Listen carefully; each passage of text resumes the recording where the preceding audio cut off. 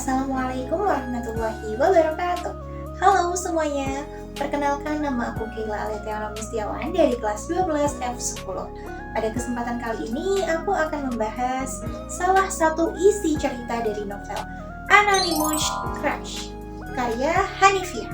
Sebelumnya aku udah pernah baca novel ini.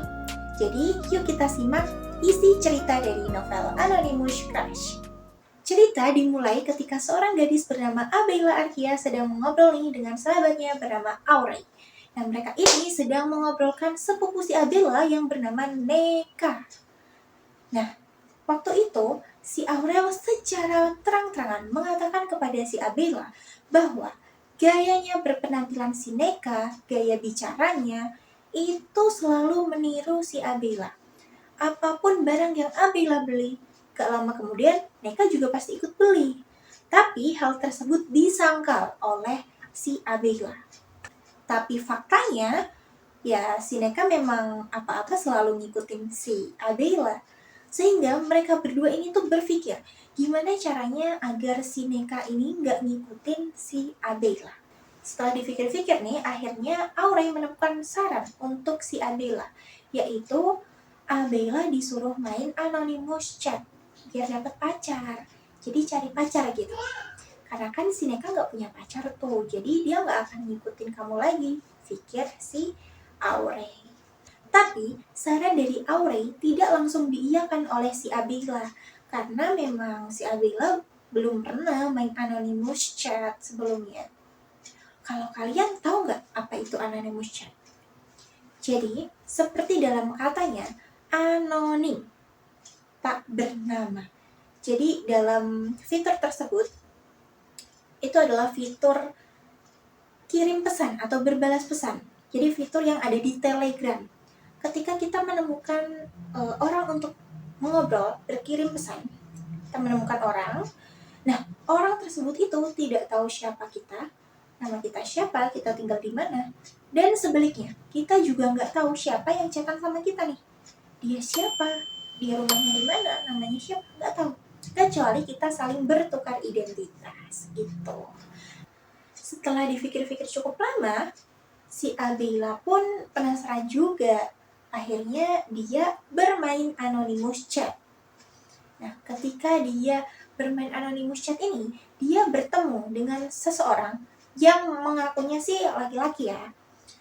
Dan si Abela pun mengakui kalau dirinya perempuan. Tetapi mereka berdua itu nggak sama-sama memberitahu nama masing-masing. Jadi hanya tahu laki-laki dan perempuan. Hari demi hari, waktu demi waktu, Abela masih saja nih menghabiskan waktunya untuk berchattingan dengan si sosok misterius laki-laki yang ada di anonymous chat itu. Bahkan mereka sempat ingin berpindah ke nomor WhatsApp, tapi mereka kan belum saling bertukar identitas ya kan. Nah, namanya juga cewek kan, si Abela menaruh rasa nih sama si sosok misterius anonymous crush ini. Karena dia merasa si sosok ini sangat perhatian sama si Abela. Tetapi Abela bingung.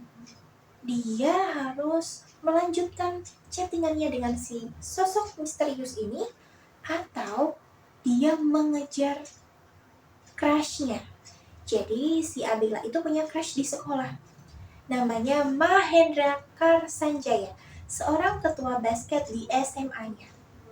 Tapi si Mahendra ini orangnya itu cuek, terus bodoh amat, dan yang paling terkenal adalah dia itu dingin banget kayak pintu 100 kulkas. Nah, akhirnya si Abela ini tetap memutuskan untuk berchattingan dengan si sosok laki-laki ini, dan juga dia tidak menyerah untuk mengejar si Mahendra Karsanjaya.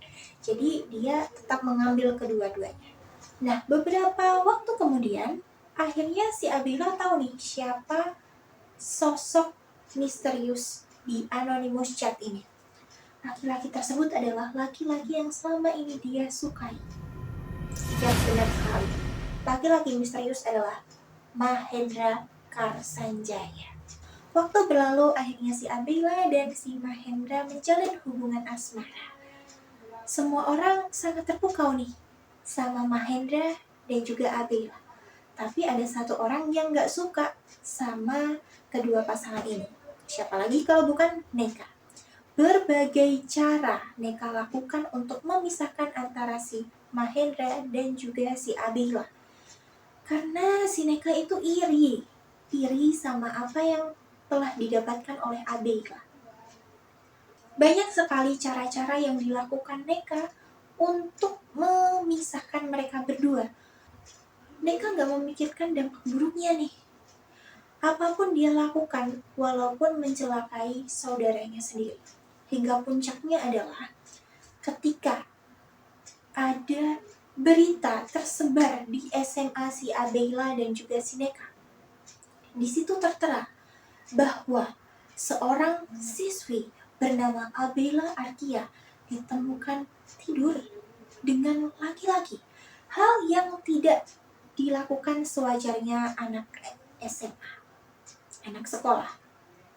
Mengetahui berita tersebut, Abela benar-benar takut, bingung. Karena dia tidak melakukan hal tersebut, tetapi dia dituduh melakukan hal tersebut. Semua teman-temannya di sekolah gak ada yang percaya sama si Abela. Mereka semua percaya bahwa berita itu adalah benar.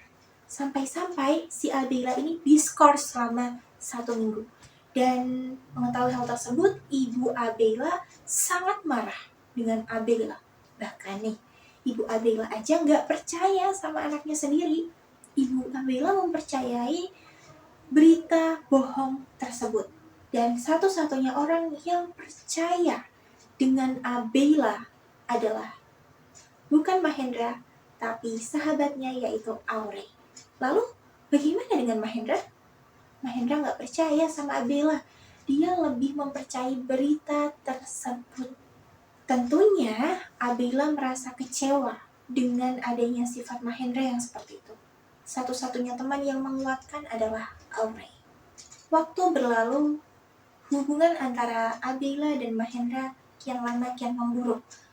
Dan waktu berlalu juga, bukti-bukti tentang siapa dalang di balik pembohongan ini semua sudah mulai terbuka. Pada suatu hari, si Neka datang nih ke rumah si Abela. Mereka mengobrol, tapi obrolan mereka itu lama-lama makin panas. Dan akhirnya, di situ Neka keceplosan bahwa orang atau dalang di balik penyebaran berita ini adalah dia sendiri, yaitu Neka. Nah, pada saat itu kan si Neka keceplosan nih. Ibu dari Abela kedengeran nih. Ibu dari Abela ini mendengar bahwa Neka lah yang merupakan dalang di balik ini semua. Akhirnya, ibu Abela melaporkan Neka kepada orang tuanya dan Neka dipanggil ke sekolah untuk mengakui kesalahannya. Lalu Neka memilih untuk pergi ke kota lain, pindah ke SMA lain untuk bersekolah dan tinggal di kota lain yang jauh dengan Abela. Ketika masalah ini sudah selesai, hubungan Mahendra dan juga Abela tidak langsung membaik nih. Karena Abela tetap masih merasa kecewa dengan adanya ketidakpercayaan dari Mahendra. Tadi kan aku sempat bilang nih kalau ada bukti-bukti kecil yang sudah mulai terbuka. Nah, di situ aslinya si Abela udah menaruh rasa curiga nih kepada si Neka karena bukti-bukti tersebut. Terus kalian penasaran nggak siapa yang menyebarkan bukti tersebut? Jawabannya adalah Mahendra Karsanjaya. Jadi walaupun Mahendra itu terlihat tidak percaya, terlihat bodoh amat dengan si Abela, di belakang itu, di balik itu, Mahendra lah yang mencari bukti-buktinya sehingga dia melaporkan kepada pihak sekolah dan pihak sekolah memanggil Neka. Dan pada akhirnya hubungan Mahendra dan juga Abela pun membaik hingga mereka lulus sekolah. Oke, itu tadi adalah isi atau cerita singkat dari Anonymous Crush. Dari cerita ini kita bisa mengambil beberapa pelajaran. Yang pertama adalah kita harus percaya kepada orang-orang terdekat kita, terutama antara ibu atau orang tua dengan anak. Lalu yang kedua, kejujuran. Mau seperti apa kebohongan ditutupi? Seperti kata pepatah, baunya akan tercium juga. Jadi mau bagaimanapun itu, kita harus jujur kepada siapapun walaupun itu pahit. Lalu yang ketiga, pertemanan atau persahabatan. Dalam cerita ini, Aurel itu memberikan dampak yang positif kepada Abela, sehingga Abela mungkin bisa bersemangat lagi untuk menghadapi masalah-masalahnya. Jadi kita bisa meniru sikap dari Aurel. Oke, itu tadi adalah beberapa nilai-nilai yang bisa kita ambil dari cerita Anonymous Crush. Oke, kalau begitu sampai sini saja cerita aku mengenai isi dari Anonymous Crush. Dan kabarnya nih, Anonymous Crush udah ada yang season 2-nya loh. Jadi buat teman-teman yang penasaran sama kelanjutan dari Anonymous Crush, kalian bisa membacanya yang season 2. Yuk tingkatkan literasi kita, salah satunya dengan membaca buku. Salam literasi, bye-bye!